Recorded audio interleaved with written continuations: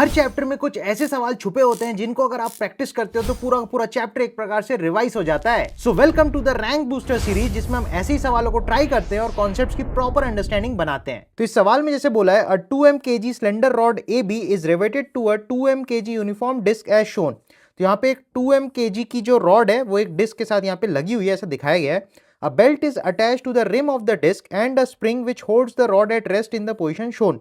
तो यहाँ पे एक बेल्ट के थ्रू यहाँ पे एक स्प्रिंग लगाई हुई है, जिसकी वजह से आप देखोगे ये रॉड इधर गिरना चाहती है क्योंकि ग्रेविटी टॉर्क लगाएगी mg का टॉर्क, और उसको बैलेंस आउट करने के लिए एक स्प्रिंग लगाई है जो एंटी टॉर्क लगाएगी एक प्रकार से, और ये रॉड यहाँ पे इक्विलिब्रियम में बना रहेगा। क्वेश्चन बोल रहा है, if the rod is rotated by a small angle then find the time period of oscillations given the length of the rod is 3r। तो ऐसे क्वेश्चंस को हैंडल करने का सबसे पहला स्टेप होता है कि आप इक्विलिब्रियम कंडीशन में फोर्स या टॉर्क की इक्वेशन लिख लो, देन इसको थोड़ा सा डिस्प्लेस करो सच दैट ये ऑसिलेशंस करेगा, और फिर उस केस में आप नेट फोर्स बराबर ma की इक्वेशन लिखो, और आप इक्विलिब्रियम और ma वाली जो इक्वेशंस है इनको सॉल्व करने से वहां से ओमेगा आ जाएगा, और ओमेगा से टाइम पीरियड निकल आता है। तो ये बेसिकली हमारे पास प्लान है।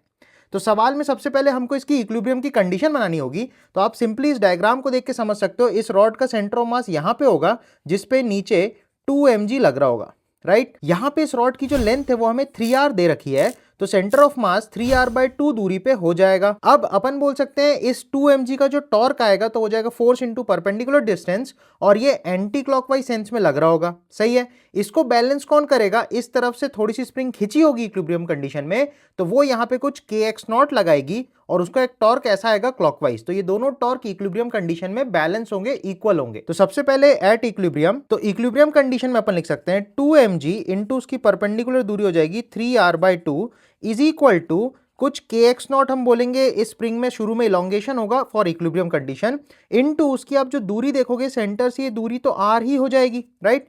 तो kx0 इंटू r लिख दो, तो ये बन जाती है अपनी इक्विलिब्रियम कंडीशन। अब सपोज इस रॉड को हमने इस हॉरिजॉन्टल पोजीशन से थोड़ा सा टेढ़ा कर दिया सच दैट यहाँ पे एक एंगल थीटा बन गया।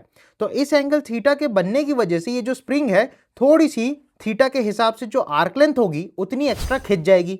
तो ये जो एक्स्ट्रा स्प्रिंग में खिंचाव आएगा ये एक रीस्टोरिंग टॉर्क डेवलप करेगा, जिसकी वजह से जो डिस्क है वो वापस से उल्टी घूमना चाहेगी, मतलब क्लॉकवाइज घूमना चाहेगी और अपनी मीन पोजीशन पे वापस आना चाहेगी, राइट। तो इस तरीके से ये वापस ऊपर जाएगा और फिर ऊपर जाने पे स्प्रिंग ढीली हो जाएगी और mg का टॉर्क बड़ा हो जाएगा इस तरफ रॉड का। तो ऐसे ऐसे रॉड डोलती रहेगी, राइट, इस तरीके से रॉड डोलती रहेगी, तो ये SHM करेगा, ठीक है। अब अपन को क्या करना है, इस रॉड को थोड़ा सा टेढ़ा करके उसकी टॉर्क की इक्वेशन लिखनी है। तो अपन यहाँ पे थीटा एंगल इसको रॉड को घुमा दिया, जिसकी वजह से ये स्प्रिंग में भी कुछ इलोंगेशन आएगा। तो ये जो इलोंगेशन आएगा ये एक्स्ट्रा इस आर्क लेंथ की वजह से आएगा। ये आर्क लेंथ की वैल्यू हो जाएगी r इंटू थीटा, ठीक है। तो स्प्रिंग शुरू में x0 खींची हुई थी, अब उसमें आर्क लेंथ के बराबर का इलोंगेशन और आ गया, तो इस तरफ में जो टॉर्क हो गया वो बड़ा टॉर्क बन गया, ठीक है। तो स्प्रिंग का टॉर्क बड़ा टॉर्क हो गया, mg का टॉर्क छोटा टॉर्क हो जाएगा, तो अपन बोलेंगे नेट टॉर्क बराबर I अल्फा। एक और इंटरेस्टिंग बात यह है, रॉड भले थोड़ी सी टेढ़ी हुई है लेकिन हम मान सकते हैं लगभग ये जो mg है 2 mg है वो सेंटर ऑफ मास पे लग रही होगी ऑब्वियसली, और वो सेंटर ऑफ मास बहुत ज्यादा डिस्प्लेस नहीं होगा।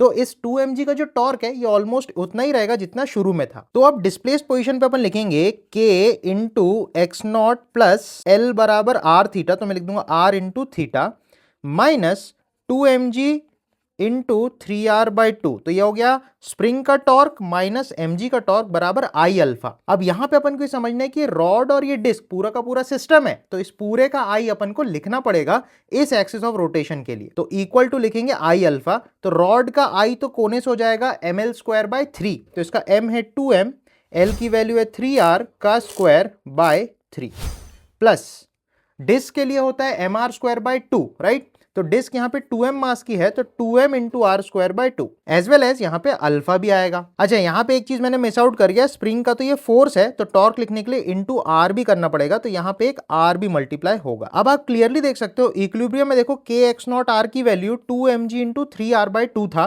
तो यहाँ पे देखो kx0 r बनेगा और उसकी वैल्यू इसी के बराबर होगी, जिसकी वजह से ये टर्म और ये पूरी टर्म कैंसिल आउट हो जाएगी। तो यहाँ पे लेफ्ट साइड में अपने पास बचेगा k r² into theta equals to, अब राइट साइड में थोड़ा सिंप्लीफाई करने वाला हूं तो ध्यान से समझना, एक 3 से एक 3 कैंसिल आउट हो जाएगा, तो यहाँ पे एक 3 बच जाएगा क्योंकि स्क्वायर था, और 3 2 6 हो जाएगा, तो ये बनेगा 6r²। नेक्स्ट यहाँ पे बनेगा, नेक्स्ट यहाँ पे तो सिंपल है, 2 से 2 कैंसिल हो जाएगा तो mr² ही बचेगा, तो ये 1 होगा और ये 6 होगा, तो 1 + 6 विल बी 7। तो सीधा सीधा अपन लिख सकते हैं 7m r² into alpha. Also आप नोटिस करोगे r² से r² कैंसिल आउट हो जाएगा, और अपन अगर 7m को नीचे फेंक देंगे तो अपने पास बन जाएगा k/7m इंटू थीटा बराबर अल्फा। अब याद करो SHM की जो भी इक्वेशन होता है उसमें अपन क्या करते हैं, अल्फा बराबर ओमेगा स्क्वायर थीटा के बराबर अपन कंपेयर कराते हैं।